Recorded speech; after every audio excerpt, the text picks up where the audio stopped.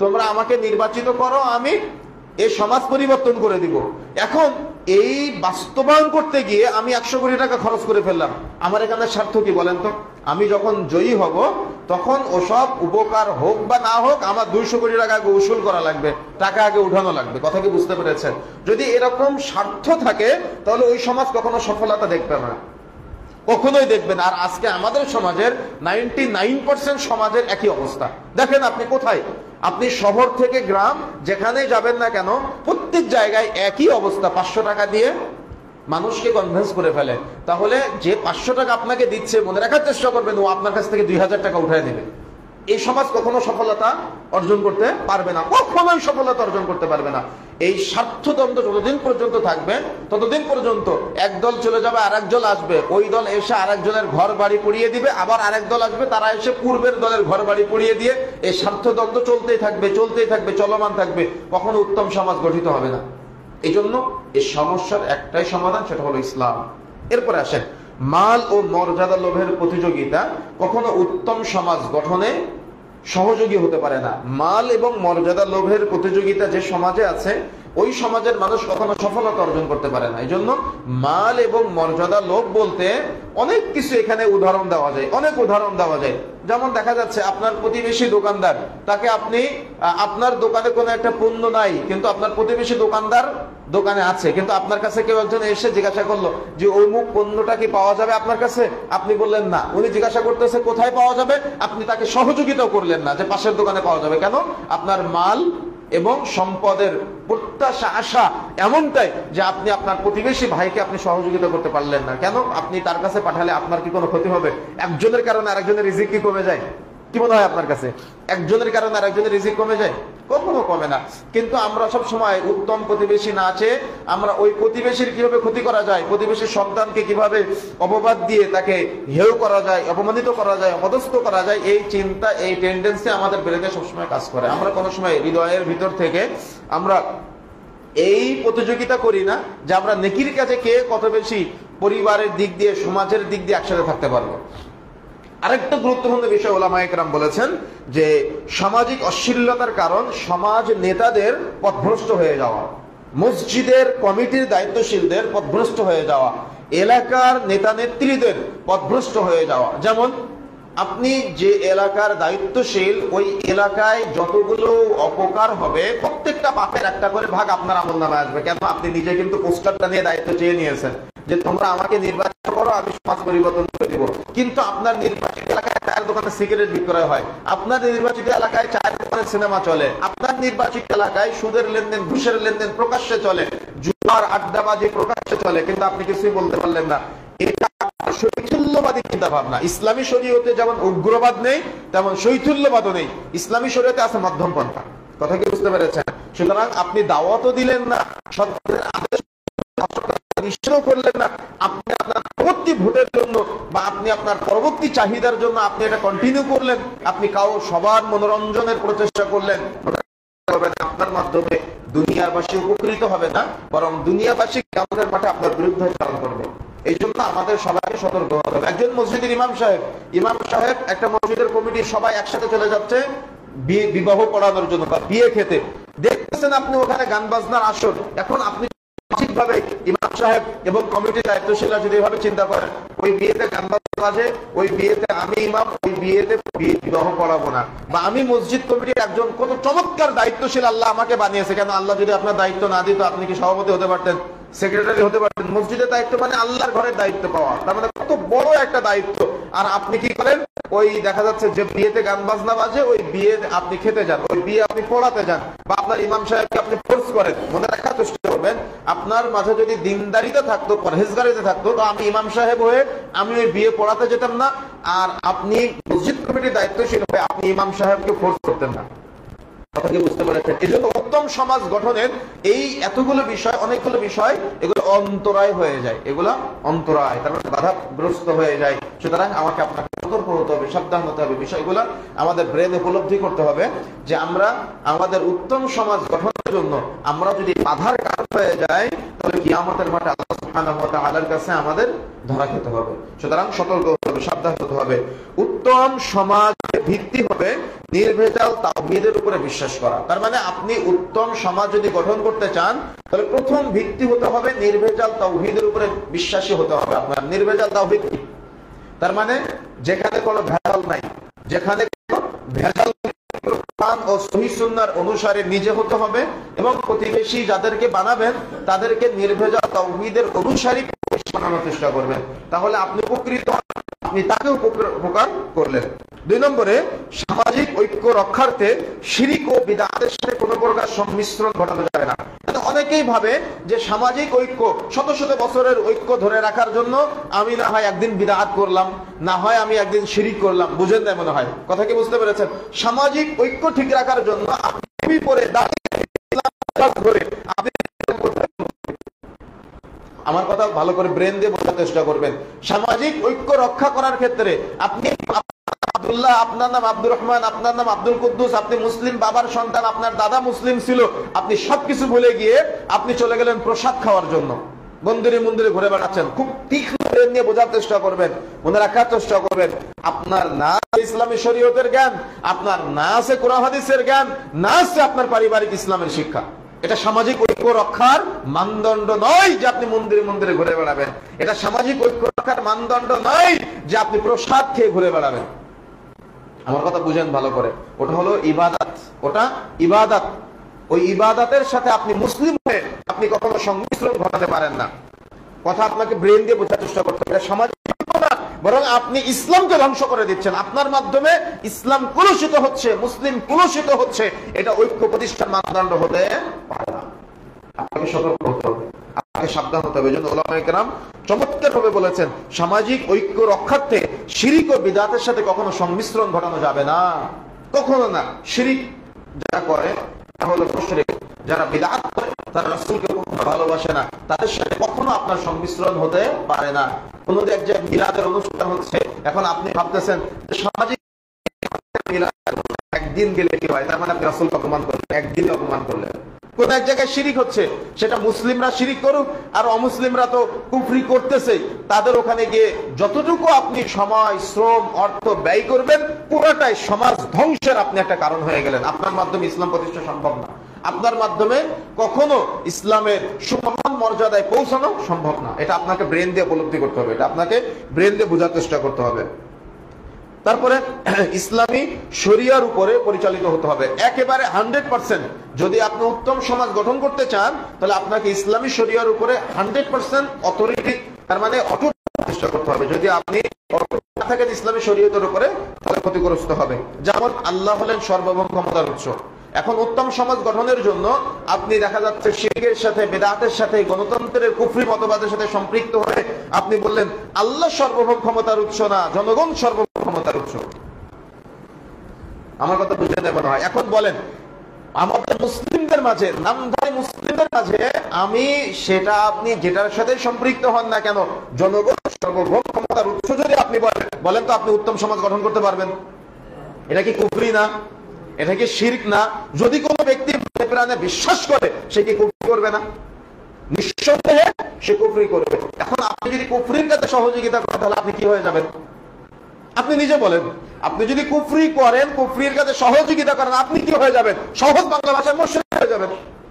তাহলে দেখেন, আল্লাহ হলেন সর্বভৌম ক্ষমতার উৎস, কিন্তু সর্বভৌম ক্ষমতার উৎস আল্লাহর কাছ থেকে ছিনিয়ে নিয়ে আপনি জনগণের মধ্যে মিলিয়ে দিবেন, এটা ইসলাম নয়। এটা গঠনের মাধ্যম বা পদ্ধতি হতে পারে না।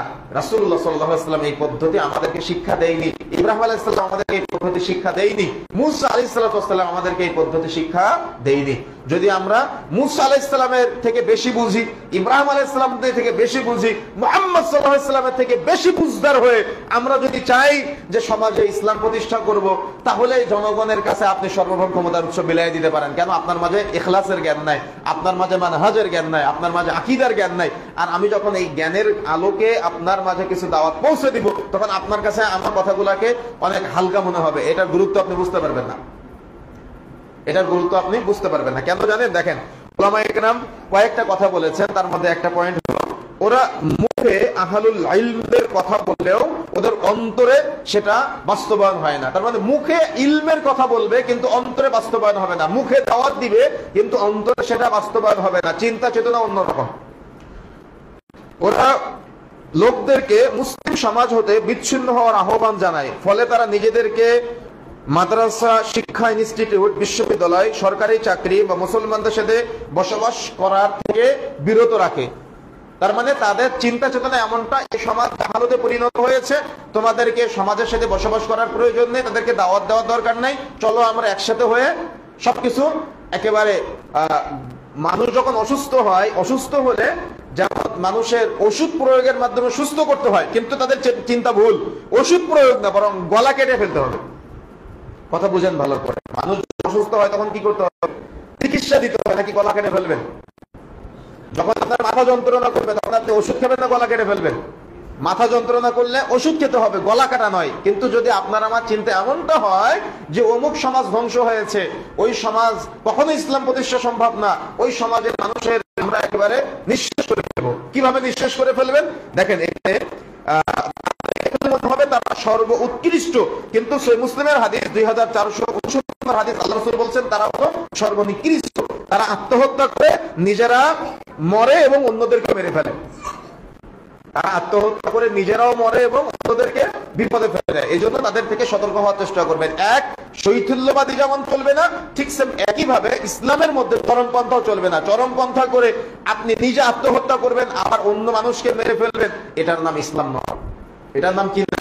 এটার নাম ইসলাম না, এটার নাম হলো আবেগ। এটার নাম আবেগ, এটা আত্মহত্যার শামিল। আপনিও জান্নাতে যাবেন না, তাদেরকে জান্নাত থেকে বের করে ফেললেন। কথা কি বুঝতে পেরেছেন? এক অন্তরের কুফরি হয়ে একেবারে সবকিছু থেকে মানুষকে, তার মানে কোনো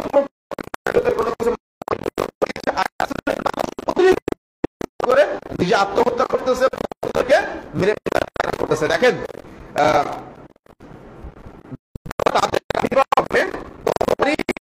প্রাপ্ত হবে।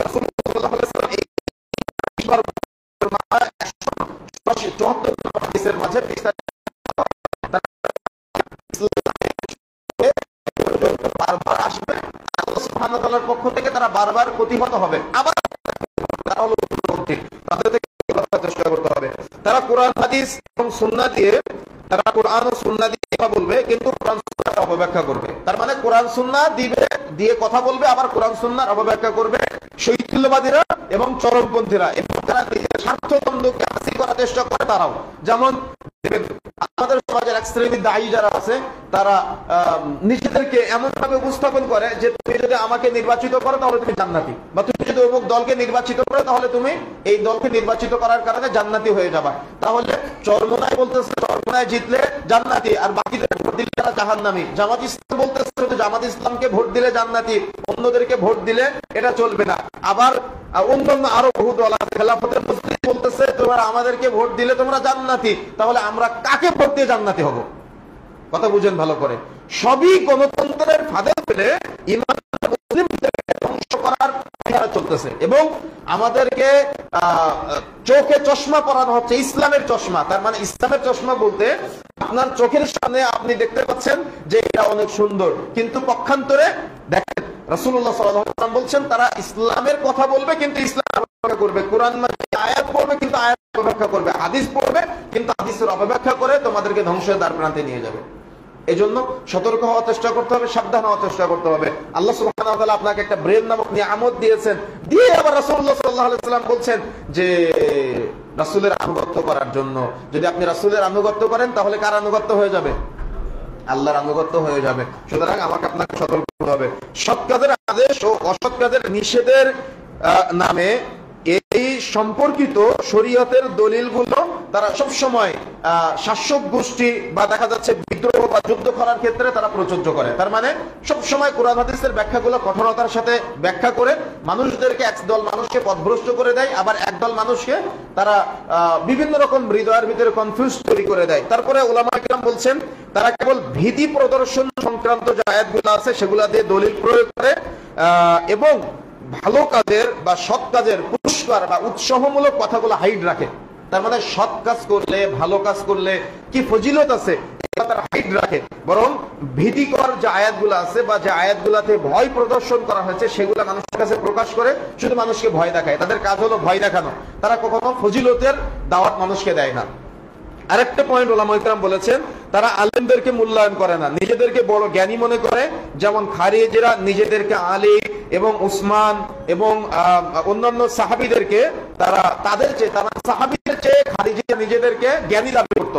যখন উসমান রাদিয়াল্লাহু তাআলা আনহুকে হত্যা করেছিল, আলী রাদিয়াল্লাহু তাআলা আনহুকে হত্যার হয়তো ঘটনা আপনাদের জানা থাকার কথা, তো তারা নিজেদেরকে প্রচন্ড জ্ঞানী মনে করত। তারা নিজেদেরকে দেখা যাচ্ছে 5 জন আলেম দাঁড়িয়ে আছে, 5 জন আলেম একটা মাসালা দেওয়ার জন্য সাহস করতেছে না, কিন্তু দেখা যাচ্ছে হুট করে একজন ব্যক্তি কোরআন হাদিস জানার পরে সে মাসালা দেওয়া শুরু করে।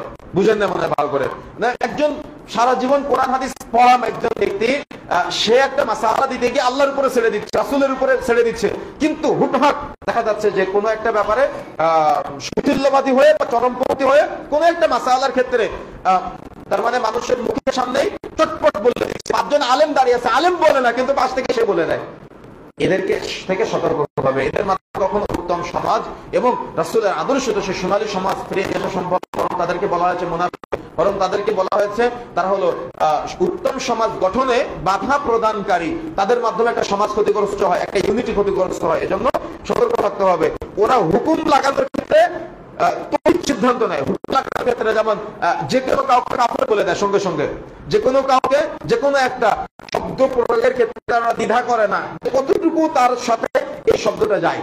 ভালো করে বুঝেন, এটা আমার কথা নয়, বরং রাসূলুল্লাহ সাল্লাল্লাহু আলাইহি ওয়াসাল্লাম থেকে অনেক যতগুলো প্রমাণ পাওয়া যায় এবং সৌদি আরবের সবচেয়ে বড় ফতোয়া অনুযায়ী তারা হুকুম প্রয়োগের ক্ষেত্রে সিদ্ধান্ত নেয়। তার মানে যে কোনো কাউকে কাফের বলতে, মুশরিক বলতে, মুনাফিক বলতে বা যে কোনো একটা হুকুম প্রয়োগের ক্ষেত্রে প্রাথমিক সিদ্ধান্ত মানুষকে যে কোনো কিছু বানায় দেয় যখন তখন।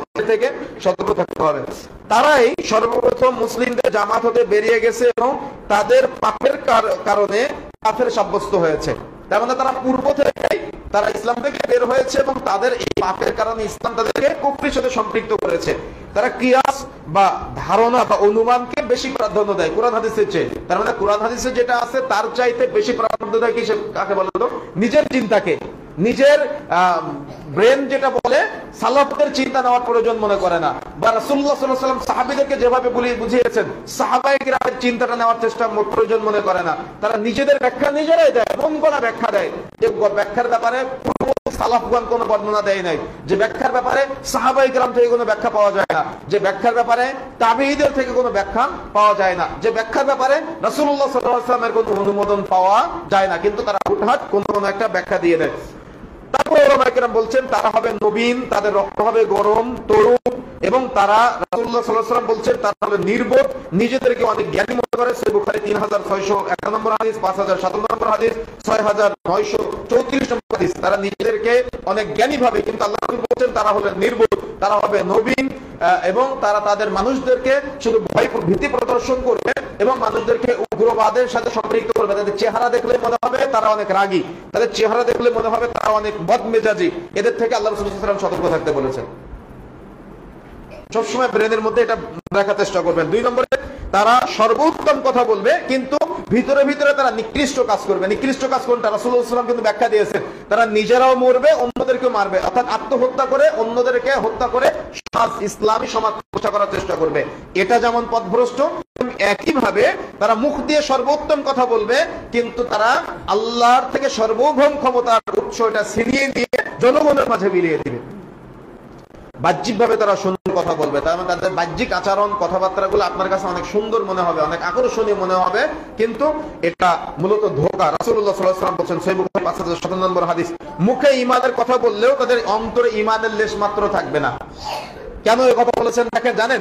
ইমাম নববী রাহিমাহুল্লাহ একটা ব্যাখ্যা করেছেন, সেটা হলো মুখে যদি ঈমানের কথা বলে আর অন্তরেও যদি ঈমান থাকে তাহলে ওই ব্যক্তি কি কখনো গোপনে পাপাচার করতে পারে?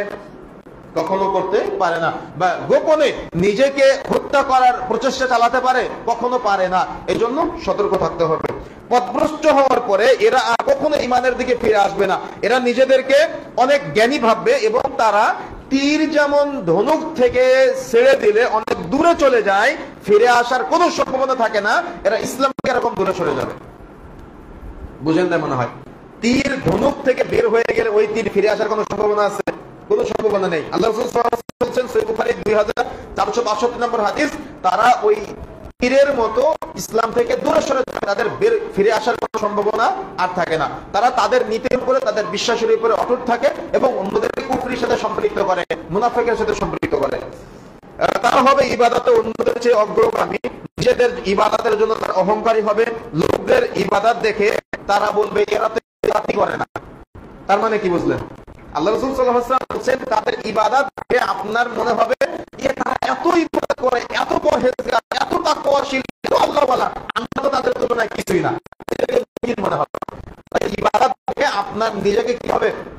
মিসকিন মনে হবে। মনে রাখার চেষ্টা করবেন। রাসূলুল্লাহ সাল্লাল্লাহু আলাইহি ওয়াসাল্লাম বলেন, তাদেরকে দেখে লোকের অবাক হয়ে যাবে। আল্লাহ রাসূল বলছেন, মুসনাদ আহমদের মধ্যে আছে 12912 হাদিস, আল্লাহ রাসূল বলেন সাধারণ মানুষজন তাদেরকে দেখে এত পরহেজগার মনে করবে, তাদেরকে দেখলে অবাক হয়ে যাবে যে এরা এত পরহেজগার, আর আলেম ওলামারা এদের বিরুদ্ধাচরণ করে। তখন আলেমদেরকে ভ্রষ্ট মনে করবে, তাদেরকে সঠিক পথের অনুসারী মনে করবে। বুঝেন না মনে হয়? মানে তাদের ইবাদত বন্দেগী, তাদের কথাবার্তার আকর্ষণ এতটাই চমৎকার থাকবে, রাসূলুল্লাহ সাল্লাল্লাহু আলাইহি ওয়াসাল্লাম বলছেন সাধারণ লোক অবাক হয়ে আলেমদের বিরুদ্ধাচরণ করবে, নবী ওয়ালাদের বিরুদ্ধাচরণ করবে, আর যারা আকর্ষণ তৈরি করবে তাদেরকে ইমানদার মনে করবে, তাদেরকে পরহেজগার মনে করবে, তাদেরকে আল্লাহওয়ালা মনে করবে এবং তাদেরকে জান্নাতি মনে করবে। এজন্য আমাদেরকে বিষয়গুলো থেকে অবশ্যই সতর্ক থাকতে হবে। যদি আমরা সতর্ক না থাকি তাহলে কিন্তু পথভ্রষ্ট হয়ে যাওয়ার প্রায় 95% সম্ভাবনা আছে। এজন্য ফিরে আসার জন্য আমাদের ব্রেন দিয়েছেন আল্লাহ সুবহানাহু ওয়া তাআলা। আমরা উত্তম সমাজ গঠনের জন্য, উত্তম পরিবার গঠনের জন্য, উত্তম রাষ্ট্র গঠনের জন্য রাসূলুল্লাহ সাল্লাল্লাহু আলাইহি ওয়াসাল্লামের এই কথাগুলো আমরা আমাদের ব্রেন দিয়ে বোঝার চেষ্টা করব, উপলব্ধি করার চেষ্টা করব। তা না হলে কিন্তু সমস্যা হয়ে যাবে। 2 নম্বরে আমরা যে ইসলামী শরিয়ার উপরে পরিচালিত থাকতে হবে। 1 নম্বরে আল্লাহ সর্বভৌম ক্ষমতার উৎস মনে করতে হবে। সর্বভৌম ক্ষমতার উৎস কোথাও ছেড়ে দেওয়া যায় না। 2 নম্বরে নেতৃত্বের আনুগত্য করা। তার মানে যখন আপনি ইসলামী শরীয়ত প্রতিষ্ঠার জন্য যে নেতৃত্বকে আপনি বেছে নেবেন, সেই নেতৃত্বের আনুগত্য।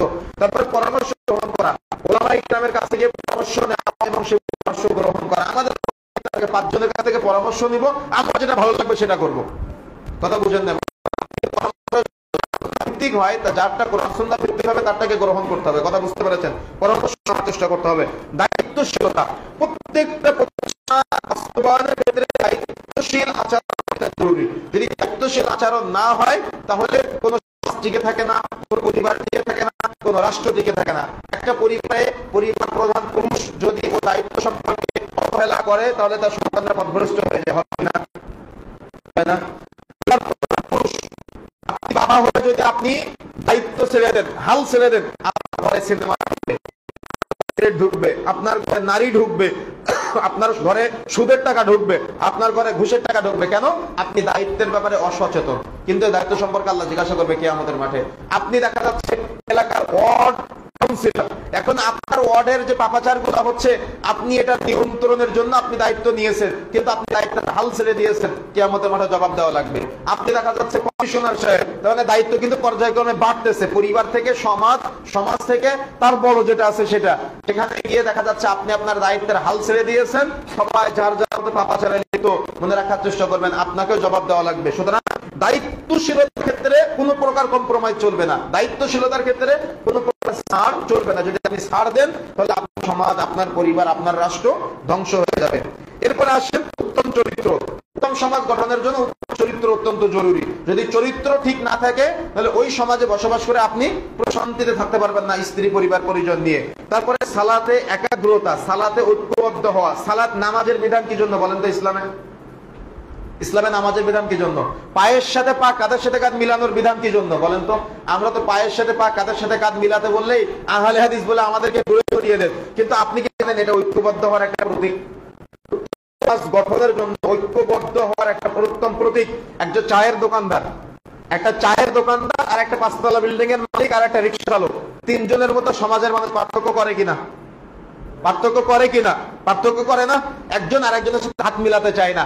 ড্রাইভার ঘুরে এসে গাড়ির দরজা খুলে দিলে তারপরে গাড়ির মালিক গাড়ি থেকে নামে কি নামে কিনা? এখন বলেন ওই ড্রাইভার আর ওই মালিক মসজিদের মধ্যে ঢুকেছে, ওই চায়ের দোকানদার, ওই 10 তলা বিল্ডিং এর মালিক আর রিকশাওয়ালা মসজিদের মধ্যে ঢুকেছে, এই 5 জন ঢোকার পরে যদি পায়ের সাথে পা আর কাঁধের সাথে কাঁধ মিলাই, বলেন তো অহংকার আর থাকে?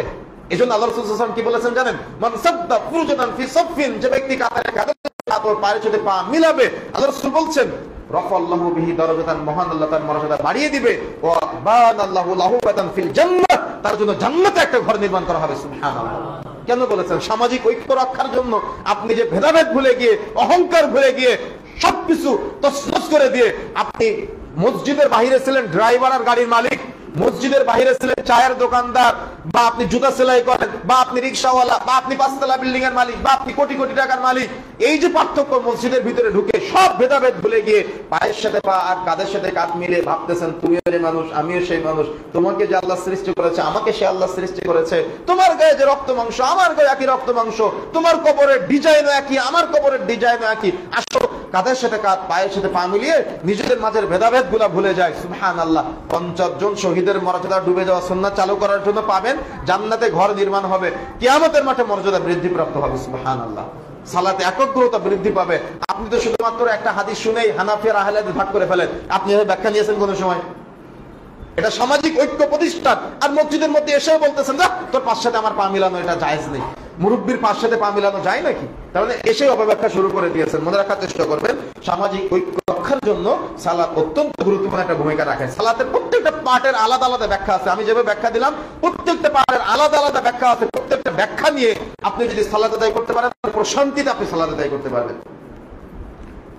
সময় স্বল্পতার কারণে ওদিকে যাচ্ছি না, অন্যদিন আলোচনা করবো ইনশাআল্লাহ। এখন আসেন, স্থায়ী কি কি কর্মসূচি গ্রহণ করতে হবে আমাদের সমাজ পরিবর্তনের জন্য। আমি কয়েকটা পয়েন্ট শুধু বলে দিব, সময় স্বল্পতা, কয়েকটি শুধু পয়েন্ট বলে দিব, পয়েন্টগুলো ব্রেনের মধ্যে রাখার চেষ্টা করবেন। এক, দাওয়াত ও দাওয়াতের পদ্ধতি আমাদের জানতে হবে।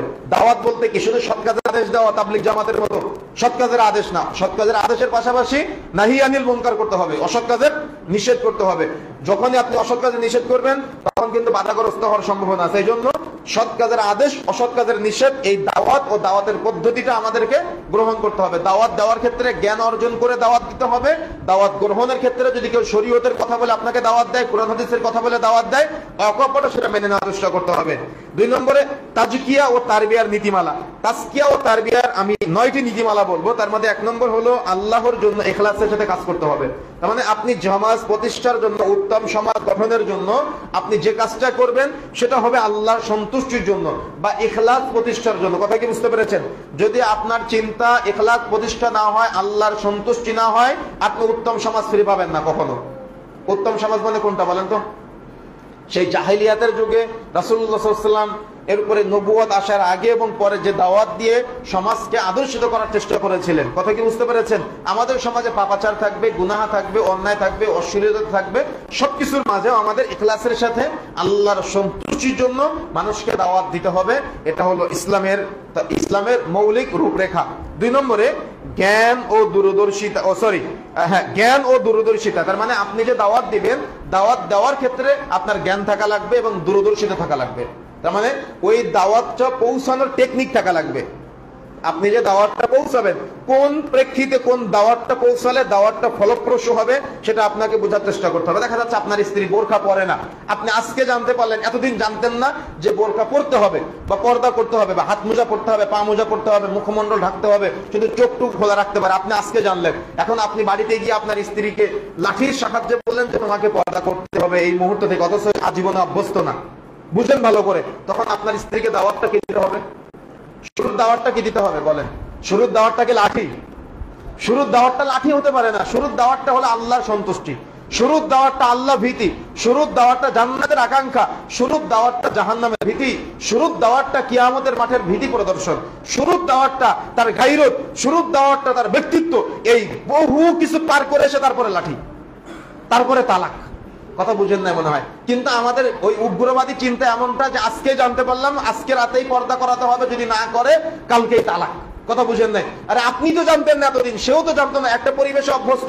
সুতরাং ওলামায়ে কেরাম এখানে বলেছেন দূরদর্শিতা হলো যে আপনার সংসারও টিকে থাকবে, কিন্তু আপনার স্ত্রী এবং সন্তান নিয়ে আপনি তৃপ্তি সহকারে বেঁচে থাকতে পারবেন। সেটা ইসলামী শরীয়তের দাওয়াত, আল্লাহর সন্তুষ্টির যে দাওয়াত, সেই দাওয়াত প্রয়োগের মাধ্যমে সে দাওয়াতটা আপনি আপনার স্ত্রীকে গিয়ে করবেন। এটা হলো ফরজ। যদি না মানা হয় তাহলে জাহান্নামে যেতে হবে, কিয়ামত কিয়ামতের মাঠে আল্লাহ সুবহানাহু ওয়া তাআলা জবাব নেবেন।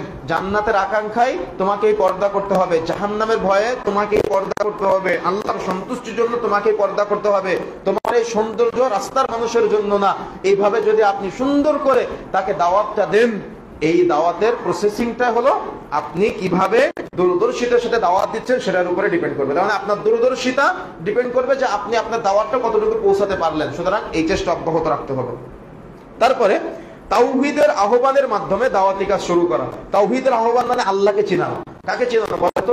যদি কোনো মুসলিম আল্লাহকে না চিনে তাহলে সে উত্তম সমাজের আকাঙ্ক্ষা তার ভিতরে আসবে না। এজন্য তাওহীদের দাওয়াতটা জরুরি। যদি তাওহীদের দাওয়াত না দেন তাহলে ওই সমাজ কখনো উত্তম হতে পারে না। কথা কি বুঝতে পেরেছেন? এজন্য তাওহীদের দাওয়াত দেওয়াটা জরুরি। তাওহীদের দাওয়াত যখন আপনি দিতে পারবেন, যখন আপনি আল্লাহকে চিনাতে পারবেন, আল্লাহর ভীতিটা সমাজে বাস্তবায়ন করতে পারবেন, তখন সমাজ এমনিতেই পরিবর্তন হয়ে যাবে ইনশাআল্লাহ।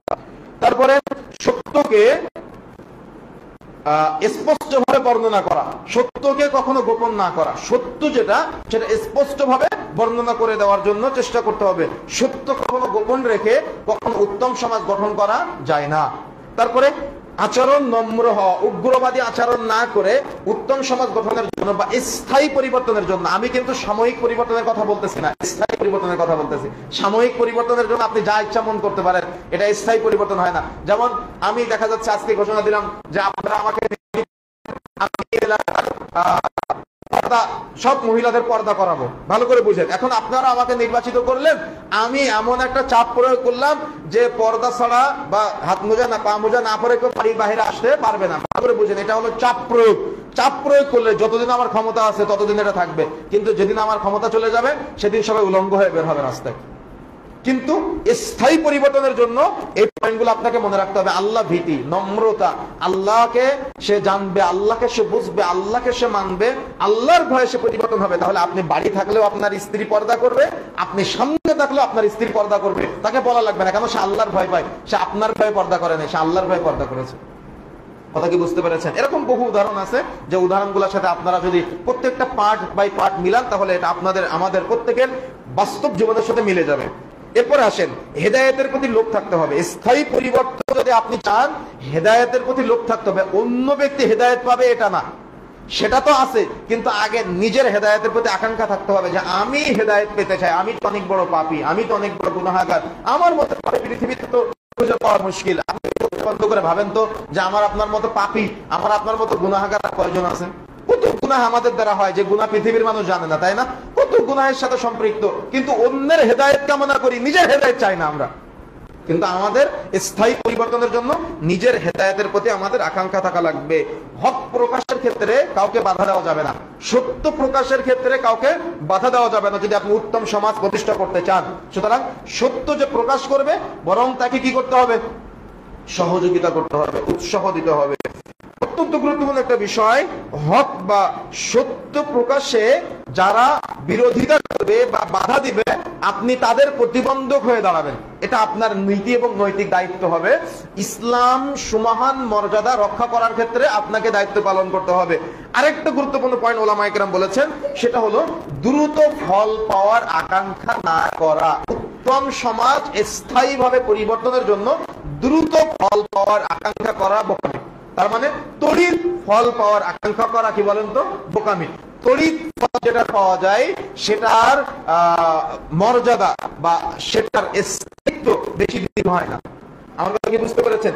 যেটার ফল আপনি দ্রুত পাবেন ওইটার স্থায়িত্ব বেশি দীর্ঘ হয় না, লং লাস্টিং করে না। সুতরাং আমাকে আপনাকে চেষ্টা করতে হবে যে ধীরে ধীরে যাতে করে আমরা ইসলামের দাওয়াতটা মানুষের মাঝে পৌঁছে দিতে পারি। ইব্রাহিম আলাইহিস সালামকে নমরুদ কি বলেছিল? ইব্রাহিম, তোমার রাষ্ট্রের সর্বোচ্চ পর্যায়ে দায়িত্ব দিচ্ছি, তুমি শুধু তাওহীদের দাওয়াতটা বন্ধ করে দাও। বলুন তো ইব্রাহিম আলাইহিস সালাম সর্বোচ্চ পর্যায়ে দায়িত্ব নিয়ে সমাজে চাপ প্রয়োগ করে সমাজ পরিবর্তন করে দিতে পারতেন না? কি মনে হয় আপনার কাছে? এটা হলো মানহাজ। এটা কি মানহাজ? বুঝেন না অনেকে, এটা হলো মানহাজ। মুসা আলাইহিস সালাম বলেন তো, যদি ফিরাউনের সাথে একটু তাল মিলিয়ে চলতো, যেমন আপনি তাল মিলিয়ে চলেন, সর্বভৌম ক্ষমতার উৎস আল্লাহকে বাদ দিয়ে জনগণকে দিচ্ছেন, যেমন আপনি তাল মিলিয়ে চলেন। এখন মুসা আলাইহিস সালাম যদি ফিরাউনের সাথে কিঞ্চিত তাল মিলিয়ে চলতো, বলেন তো ফিরাউন মারা যাওয়ার পরে সিংহাসন কার ছিল? মুসা আলাইহিস সালামের কাছ থেকে কেউ নিতে পারতো? কেউ নিতে পারতো মুসা আলাইহিস সালামের কাছ থেকে, কিন্তু মুসা আলাইহিস সালাম এটা স্থায়ী সমাধানের পথ মনে করেন নাই। আমার কথা কি বুঝতে পেরেছেন? মুসা আলাইহিস সালাম এটা স্থায়ী সমাধানের জন্য এটা পথ মনে করেন নাই, বা আল্লাহর পক্ষ থেকে তার কাছে কোনো গাইডলাইনও আসে নাই। যদি গাইডলাইন আসতো তাহলে গ্রহণ করতো। মুহাম্মদ সাল্লাল্লাহু আলাইহি ওয়াসাল্লামকে আবু জাহাল কি বলেছিল? মুহাম্মদ তুমি কি চাও? একদল সুন্দরী নারী চাও, তোমাকে দিচ্ছি।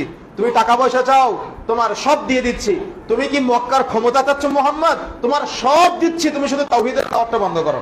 এখন বলেন তো, মুহাম্মদ সাল্লাল্লাহু আলাইহি ওয়াসাল্লাম যদি আবু জাহালের 3 নম্বর অপশনটা গ্রহণ করতো, যে আমি মক্কার ক্ষমতা নিয়ে মক্কা পরিবর্তন করব, বলেন তো সেটা স্থায়ী পরিবর্তন হতো না সাময়িক পরিবর্তন হতো?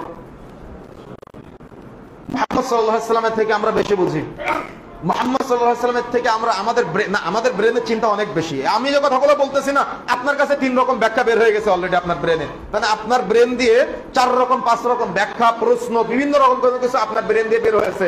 কেন? আপনি তো মুহাম্মদ সাল্লাল্লাহু আলাইহি ওয়াসাল্লামের থেকে বেশি ব্রেন, বা বেশি চিন্তা, বেশি আল্লাহওয়ালা, বেশি পরহেজগার, বেশি তাকওয়াশীল, বেশি ইসলামকে ভালোবাসেন। বুঝলেন না? মনে হয় মুহাম্মদ সাল্লাল্লাহু আলাইহি ওয়াসাল্লাম কি সমাজের দায়িত্ব নিয়ে সব চাপ প্রয়োগ করে পরিবর্তন করে দিতে পারতেন না? পারতেন, কিন্তু সেটা স্থায়ী সমাধান হতো না। কিন্তু মক্কা বিজয়ের দিন যেভাবে বীরের বেশে এসেছিলেন, ওই বীরের বেশ থাকতো না। আমার কথা কি বুঝতে পেরেছেন? সুতরাং প্রিয় বন্ধুরা আমার, মনে রাখার চেষ্টা করতে হবে, ইসলাম যেভাবে আমাদেরকে পথ দেখিয়েছে, ইসলামের পথে আমাদেরকে চলতে হবে। আমাদের পথে ইসলাম চলবে না। আমার কথা বুঝেন না? আমাদের চিন্তা হলো ইসলাম আমার মতো করে চলুক, কিন্তু উচিত হলো আমি ইসলামের মতো করে চলি। যখন আমার মতো করে ইসলাম সাজানোর চেষ্টা করব, তখন আমিও পথভ্রষ্ট হব, আমার একদল অনুসারী আছে তারা পথভ্রষ্ট হয়ে যাবে। এই জন্য সালাফদের অনুসরণ করতে হবে। কেন সালাফদের অনুসরণ করতে বলে জানেন? সালাফদের অনুসরণের 3টা ব্যাখ্যা আছে। 1 নম্বর, তারা আমাদের থেকে জ্ঞানী, কোরআন হাদিস আমাদের থেকে বেশি বুঝে। তারা আরবি ভাষায় বেশি দক্ষ, আরবি ভাষায় বেশি দক্ষ। কোরআন হাদিস বুঝতে গেলে, রাসূলের ভাষা বুঝতে গেলে, সাহাবায়ে কেরামের ভাষা বুঝতে গেলে কোন ভাষা বুঝতে হবে? আরবি ভাষা বুঝতে হবে। তারা আরবি ভাষায় বেশি দক্ষ, তারা আরবি ভাষার সার নির্যাস ভালো করে গ্রহণ করতে পারে। কোন কথা কোন প্রেক্ষিতে ব্যবহার হয় তারা আমাদের থেকে বেশি ভালো জানে। তারা আল্লাহকে বেশি ভালোবাসে, তারা ইবাদত বন্দেগীর ক্ষেত্রে, আল্লাহর ক্ষেত্রে আমাদের থেকে বেশি পারদর্শী। এবং আমরা যতদিন যাচ্ছে, মানুষ পাপাচারের সাথে জড়িয়ে যাচ্ছে, আমরা আমাদের ব্রেনে ধারণ ক্ষমতা কম, চোখের দৃষ্টিশক্তি কম, আল্লাহর সাথে বন্ধুত্ব কম, বা আমাদের উলুহিয়াত রুবুবিয়াতের ক্ষেত্রে আল্লাহর সাথে সংস্পর্শ কম। এই সার্বিক ক্ষেত্রে বাস্তবায়ন করে সালাফরা আমাদের থেকে, বা আমাদের বর্তমান সময়ের আলেমদের থেকে, তারা তাদের দূরদর্শিতা, তারা তাদের দ্বীনের জ্ঞান, কোরআন হাদিসের জ্ঞান, ইলমিয়াত, পরহেজ, এবং তারা সাহাবায়ে কেরামের মতটাকে গ্রহণ করতেন। সুতরাং সালাফদের অনুসরণ করার জন্য আমরা আপনাদেরকে সবসময় উৎসাহ দেই। তাই আসুন আমরা চেষ্টা করি আল্লাহ সুবহানাহু ওয়া তাআলা আমাদের যে দ্বীন দিয়েছেন, ইসলাম দিয়েছেন, আমরা আমাদের দ্বীন পালন করার চেষ্টা করি। লাকুম দীনুকুম ওয়ালিয়া দীন। অন্যান্য ধর্মের ভাইরা যারা আছে, তারা তাদের মতো করে তাদের দ্বীন ধর্ম পালন করার জন্য তারা চেষ্টা করুক। আমরা তাদের জন্য বাধা হব না, তারাও যেন আমাদের জন্য বাধা না হয়। ইসলাম আমাদেরকে শিক্ষাটা দিয়েছে, যখন আমরা তাদের বাধা দিব, যখন আমরা তাদের রবের গালি দিব, তখন তারা আমাদের বাধা দিবে, তারা আমাদের রবের গালি দিবে। আপনি কি চান আপনার রবকে কেউ গালি দিক? আপনি কি চান আপনার রবকে কেউ গালি দিক? তাহলে আমি মুসলিম হয়ে আপনার গাইডলাইন করতেছি এভাবে, আপনি কোন অমুসলিমের রবকে গালি দিবেন না। আল্লাহ সুবহানাহু ওয়া তাআলা নিষেধ করেছেন, রাসূলুল্লাহ সাল্লাল্লাহু আলাইহি ওয়াসাল্লাম নিষেধ করেছেন। যদিও আমরা অপছন্দ করি, যদিও আমাদের দ্বীন না, যদিও আমাদের ধর্ম না, তবুও আমাদের কি করতে হবে? গালি দেওয়া যাবে না। যদি আমরা গালি দেই, তাহলে তারা কিন্তু পাল্টা গালি আপনার রবকে দিবে। আপনি কি সেটা সহ্য করতে পারবেন? এই জন্য এই চিন্তাটা ব্রেনের মধ্যে রাখতে হবে। উগ্রবাদ কখনো ইসলাম সমর্থন করে না, উগ্রবাদ এবং শৈথিল্যবাদ কখনো ইসলাম সমর্থন করে না। মধ্যম পন্থা অবলম্বন করে রাসূল যেভাবে আমাদের শিক্ষা দিয়েছেন, সাহাবায়ে কেরাম যেভাবে আমাদের বুঝিয়েছেন, আমাদেরকে সেভাবে বোঝার চেষ্টা করতে হবে, সেভাবে উত্তম সমাজ গঠনের জন্য প্রচেষ্টা চালাতে হবে। আল্লাহ সুবহানাহু ওয়া তাআলা আমাদের সবাইকে তৌফিক দান করুন। আল্লাহুম্মা আমিন।